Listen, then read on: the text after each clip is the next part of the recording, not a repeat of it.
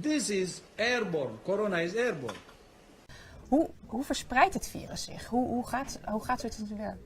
Nou, het virus het zit in de luchtwegen, in de neus en in de diepere, in de luchtpijp en in de longen. En daar vandaan wordt het verspreid als mensen hoesten bijvoorbeeld, niezen, via druppeltjes. En die druppeltjes die komen bijvoorbeeld op je handen terecht. Met je handen kun je een tafel besmetten, dan zit het daarop. Iemand anders komt en die doet zo. En op die manier kan die besmetting verspreiden. This is airborne. Corona is airborne. Respiratoire virussen, zoals dit COVID dat er nu gekomen is, maar influenza en andere, die hebben klassiek, de standaard overdracht is via grote druppels en de contact. Dat is de basis. Dat niet hebt, moet je niet over discussiëren. Er wordt ook geen onderzoek naar gedaan, maar dat zou nooit geaccepteerd worden. This is airborne. Corona is airborne.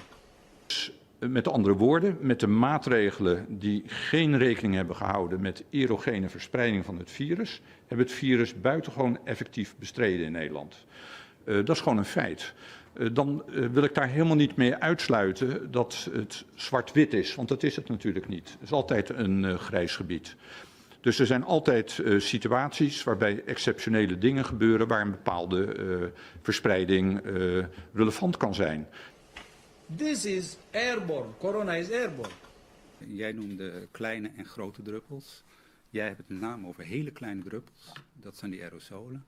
Het is heus wel aangetoond dat het ook via grotere druppels wordt...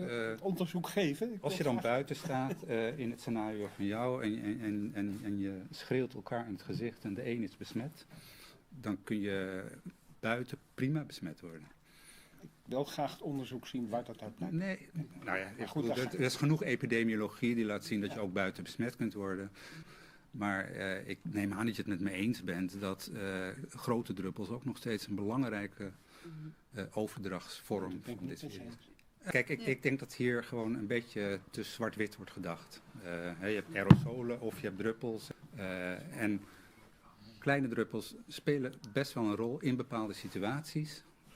Maar grote druppels spelen nog steeds een heel belangrijke rol in de overdracht van het virus.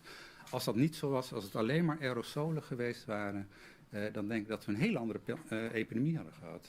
En dan hadden we heel veel maatregelen die we hebben genomen met z'n allen, die hadden echt niet zo gewerkt als ze gewerkt hebben. 1,5 meter. This is airborne. Corona is airborne.